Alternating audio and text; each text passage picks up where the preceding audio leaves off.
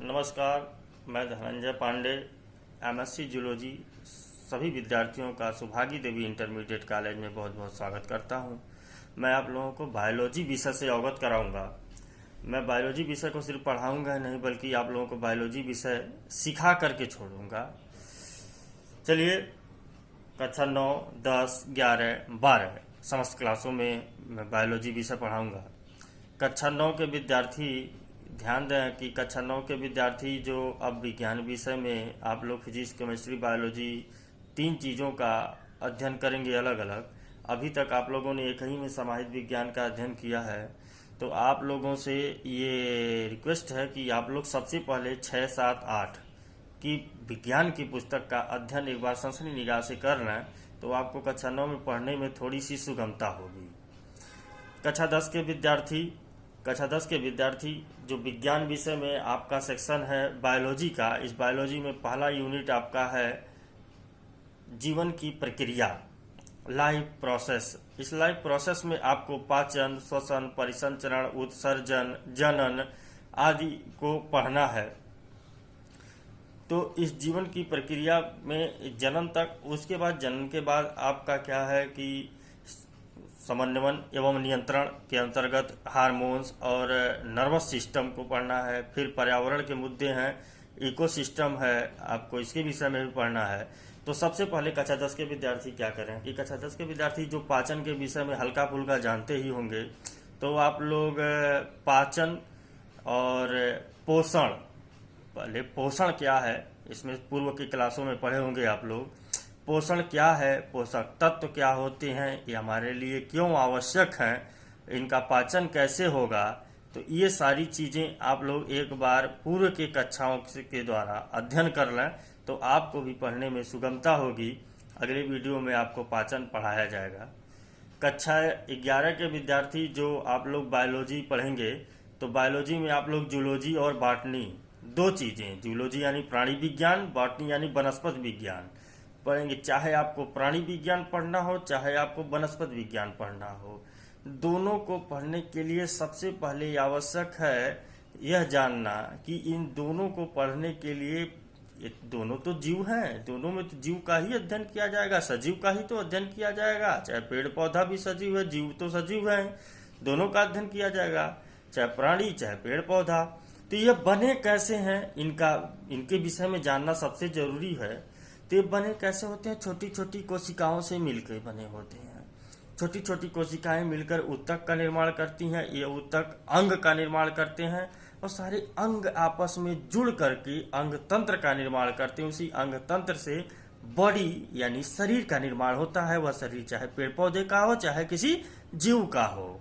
तो इस प्रकार से शरीर का निर्माण होता है। तो इसलिए इस निर्माण की जो सबसे छोटी इकाई है कोशिका, इसको जानना बहुत आवश्यक है। तो कोशिका को जानने के लिए कक्षा 11 के विद्यार्थी सबसे पहला काम करें कि कक्षा 9 का साइटोलॉजी, कोशिका विज्ञान पहला चैप्टर बायोलॉजी का है, इसको एक बार सनसनी निगाह से पढ़ लें, तो कक्षा 11 में पढ़ने में उन्हें बहुत ही सुगमता महसूस होगी। अन्यथा थोड़ी सी कठिनाई आपको शुरू में महसूस होगी, जिससे आपको घबराहट हो सकती है पढ़ने में।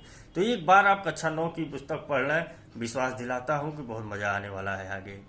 फिर कक्षा 12 के विद्यार्थी, कक्षा 12 जो कि बहुत महत्वपूर्ण क्लास है, वह इसलिए महत्वपूर्ण है क्योंकि कक्षा 12 के पास करने के बाद विद्यार्थी एक नई दुनिया में कदम रखते हैं, नए नए लोगों से इंटरेक्ट करते हैं, जहां पर इंटरेक्ट करना, उनसे बातें करना, उस दुनिया में अपने आप को समायोजित करना काफ़ी कठिन होता है। उनका समायोजन वे विद्यार्थी अच्छे ढंग से कर सकें, ये इसके लिए उनको तैयार करना एक शिक्षक का सबसे बड़ा कर्तव्य होता है। इसलिए यह कक्षा एक महत्वपूर्ण कक्षा है। कक्षा 12 में बायोलॉजी के जो विद्यार्थी हैं, इसमें आप लोग जो बायोलॉजी पढ़ेंगे, तो देखेंगे कि आपका जो सिलेबस तैयार किया गया है, सिलेबस ही कुछ सरकार ने इस तरह से ही तैयार किया है कि आपको पर्यावरण के विषय में, अपने आसपास के लोगों के विषय में, अपने आसपास होने वाली घटनाओं, जैविक घटनाओं के विषय में ही अवगत कराया जाएगा आपको बायोलॉजी विषय में। देखेंगे आप लोग जब पढ़ेंगे तो खुद ब खुद आपको समझ में आ जाएगा। जो पहला चैप्टर है बायोलॉजी में आपका है जनन। जनन यानी रिप्रोडक्शन, ये मात्र चैप्टर नहीं है, एक यूनिट है। इस यूनिट में आपको बताया जाएगा पहला चैप्टर। इस यूनिट में जो पहला चैप्टर है वह है रिप्रोडक्शन इन ऑर्गेनिज्म, यानी कि जीवों में जनन, किसी भी जीव में जनन किस प्रक्रिया के द्वारा होता है। दूसरा जो चैप्टर है इसका रिप्रोडक्शन इन फ्लावरिंग प्लांट, यानी पुष्पी पादपों में जनन, जो पुष्प लिए हुए पौधे होते हैं उनमें जनन की प्रक्रिया कैसे होती है, थोड़ी सी अलग होती है, इसलिए वो अलग चैप्टर बना दिया गया है। नेक्स्ट जो चैप्टर है वह आपका है रिप्रोडक्शन इन ह्यूमन, मनुष्य में जनन की प्रक्रिया कैसे होती है, इसके विषय में आपको बताया जाएगा। चौथा जो चैप्टर है रिप्रोडक्टिव हेल्थ, यानी कि जनन एवं स्वास्थ्य। तो जनन स्वास्थ्य यानी कि जनन संबंधी जो बीमारियां हैं, जनन संबंधी जो जागरूकताएं हैं, उसके विषय में बताया जाएगा आपको। तो लीजिए थोड़ी सी परिचर्चा कर लेते हैं हम लोग chapter number 1 reproduction in organism. तो इसमें सबसे पहले जानेंगे हम लोग जनन है क्या। जान लीजिए जनन है क्या। किसी भी जीव का अपने ही समान, किसी भी जीव का अपने ही समान जीव उत्पन्न करने की प्रक्रिया को जनन कहते हैं। Reproduction is the biological process in which a individual gives rise to an offspring similar to itself. Reproduction is the biological process in which a individual gives rise to a offspring similar to itself। जनन वह प्रक्रिया है जिसमें कोई जीव अपने ही समान छोटे से जीव को उत्पन्न करता है, अपने ही समान, यानी कि हाथी का बच्चा हाथी के समान, कुत्ते के समान नहीं। दूसरी चीज कि यह जनन क्यों आवश्यक है हमारे लिए। जनन क्या है कि जीवों में निरंतरता को बनाए रखने के लिए जनन आवश्यक है। Reproduction is the process in living organism that ensure the continuity of life. Reproduction is the process in living organism. Reproduction is the process in living organism that ensure the continuity of life, यानी कि जीवन की जो प्रक्रिया है इसकी निरंतरता को बनाए रखने के लिए जनन आवश्यक है। जैसे कि अगर कोई भी जीव जनन नहीं करेगा तो उसकी पीढ़ी वहीं पर समाप्त हो जाएगी, निरंतरता आगे बढ़ेगी नहीं, इसलिए जनन आवश्यक है। अब तीसरी चीज इस चैप्टर में आती है कि जो जीव जन्म लिया है उसको मरना है। तो इसमें लाइफ स्पैन, जीवन काल, जीवन काल क्या होता है। Period from birth till natural death.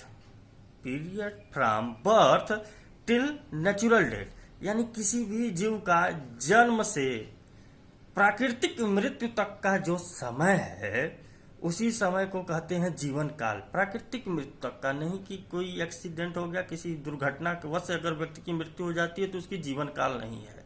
प्राकृतिक मृत्यु तक का, जन्म से प्राकृतिक मृत्यु तक का जो समय है उसी को कहते हैं, उसका जीवन काल कहते हैं। प्रत्येक जीव का जीवन काल अलग अलग होता है। यह जीवन काल व्यक्ति के भार, शरीर के भार, शरीर की लंबाई पर निर्भर नहीं करता है। जैसे कि एक कौवा और एक तोता का भार लगभग बराबर होता है लेकिन उनका जीवन काल में बहुत अंतर होता है। एक आम के वृक्ष, एक पीपल के वृक्ष का जो साइज होता है वो बराबर होता है लेकिन जीवन काल में बहुत फर्क होता है। तो जन्म के बाद विकास, विकास के बाद मृत्यु, यानी कि बर्थ, ग्रोथ और डेथ, ये तीनों क्या है, एक निरंतर चलने वाली प्रक्रिया है। कोई भी जीव अजर अमर नहीं है, कोई भी जीव अजर अमर नहीं है, सबकी मृत्यु निश्चित है और सबका एक निश्चित जीवन काल है, लाइफ स्पैन है। सिवाय एक कोशिकीय जीव, जो एक कोशिकीय जीव होते हैं वे क्या होते हैं, इमॉर्टल हैं। कुछ मॉर्टल हैं लेकिन कुछ इमॉर्टल हैं कि जिनमें क्या है कि वे उनकी मृत्यु यूं कह लीजिए कि लगभग होती ही नहीं है। एक कोश की जीवों की। अब ये जो जीवन फिर मृत्यु, बर्थ, ग्रोथ, डेथ, ये जो प्रक्रिया चल रही है, ये प्रक्रिया जो चल रही है पूरी जीवन की निरंतरता को बनाए रखने के लिए, ये चलेगी कैसे? तो जनन, तो ये इसके लिए हम लोग पढ़ेंगे जनन के प्रकार। तो जनन मुख्य रूप से अगर बात किया जाए तो दो प्रकार का है, एक सेक्सुअल रिप्रोडक्शन, एक एसेक्सुअल रिप्रोडक्शन। एसेक्सुअल मतलब अलैंगिक जनन और सेक्सुअल रिप्रोडक्शन मतलब लैंगिक जनन। जनरल इन दोनों में अंतर, साधारण अंतर समझ लीजिए कि एसेक्सुअल रिप्रोडक्शन में सिर्फ एक ही पेरेंट भाग लेता है, एक ही पेरेंट के द्वारा गैमेट का निर्माण होगा और उसी से ऑफस्प्रिंग का निर्माण हो जाएगा। सेक्सुअल रिप्रोडक्शन बाई पेरेंटल होता है, इसमें दो पेरेंट्स का इन्वॉल्व होना जरूरी होता है, उससे ऑफस्प्रिंग का निर्माण होगा। ये आप लोग बेसिक अंतर है, इसको समझ लीजिए। इन दोनों के अलावा एक अन्य प्रकार का भी रिप्रोडक्शन होता है, वेजिटेटिव रिप्रोडक्शन, हिंदी में कहते हैं इसे कायिक जनन। यह कायिक जनन जो होता है मुख्य रूप से पौधों में पाया जाता है। पौधे के जो कायिक अंग हैं वे जड़ हैं,